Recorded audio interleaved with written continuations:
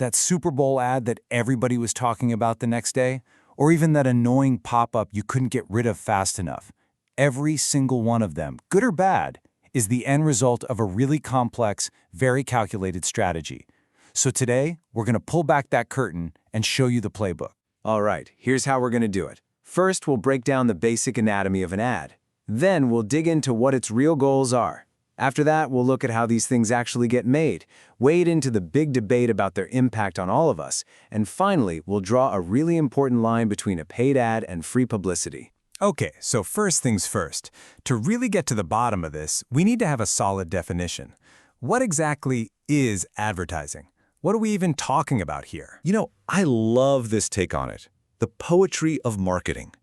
I think that just nails it. It captures this idea that advertising isn't just a simple sales pitch.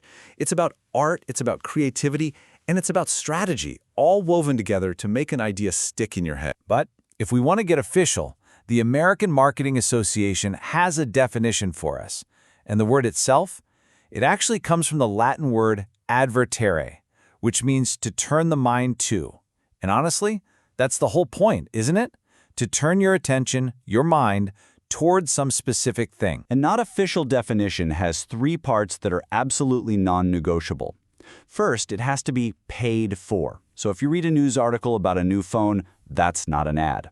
Second, it's non-personal. It's broadcast out to a huge audience, not a salesperson talking to you one-on-one. And finally, and this is critical, there's an identified sponsor. You always know who's paying for the message. These three things are what make an ad an ad. Okay, so now we know what an ad is. The next logical question is, what is it trying to do? I mean, what's the ultimate goal for any ad campaign out there? Well, it pretty much boils down to one of three things. The first objective is just to inform you. Think about an ad for a new electric car that tells you all about its battery range. The second is to persuade you, like a classic Pepsi ad trying to get you to switch from Coke. And the third is simply to remind you, like a jingle that gets stuck in your head and just keeps that brand name floating around in your brain. Now, to hit those goals, advertisers have this classic playbook called the AIDA model. It's all about mapping the journey they want to take you on. It all starts with grabbing your attention, maybe with a crazy visual or a loud noise. Then, once they have it, they build interest by giving you some intriguing details. From there, they try to grow that interest into real desire, making you actually want the thing. And what's the final payoff? Driving an action, getting you to click that Buy Now button. So we've covered the what and the why. But how about the how? How do these things get made? Well, putting together a good ad campaign isn't just about throwing creative ideas at a wall. It's a very strategic process, and there's a manager's playbook that guides the whole thing. And that playbook is often called the 5 M's. It's like a waterfall of decisions. You start with your mission. What are you trying to accomplish? That mission dictates the money, your budget. The budget then determines the kind of message you can create and the media you can afford to put it on, whether that's TV or TikTok or a billboard. And then, after all is said and done, you have to come back to the 5th M, measurement, and ask the biggest question of all. Did any of that actually work? Let's just zoom in for a second on that message part, because this is where the real fun happens. You've seen all of these. There's the slice of life ad, a family at the breakfast table. There's the celebrity testimonial. You have the straightforward demonstration, showing you how a product works. Or a catchy jingle, or just plain old humor. Or you can go way out there with fantasy, like in those bizarre but beautiful perfume ads. Every single one is a specific tool for a specific job. So all of this money, all this strategy, all this creativity, it naturally leads us to a massive, and I mean massive, unresolved question that people have been fighting over for 100 years.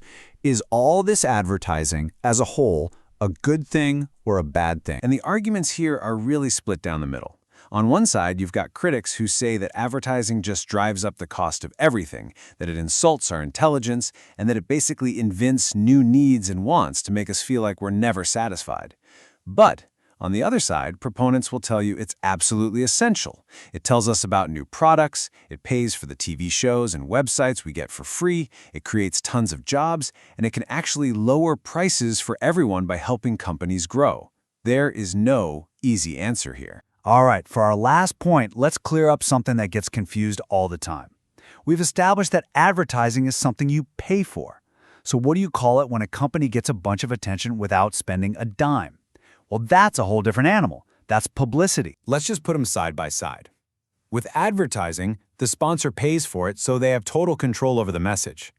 But because we know it's a sales pitch, the credibility is kind of low. Now, publicity is the total opposite. It's free, but the brand has zero control over what the news outlet or influencer is going to say. The huge advantage, though, because it comes from what seems like a neutral third party, its credibility is through the roof. So it's this constant trade-off. Do you want control or do you want credibility? So there you have it. The goals, the strategy, the big debates behind the entire world of advertising. The next time an ad pops up, you'll know the playbook. You'll be able to spot the mission, the message, the media choice. So the real question is, now that you know how the sausage is made, will you ever see them the same way again? Thanks for watching.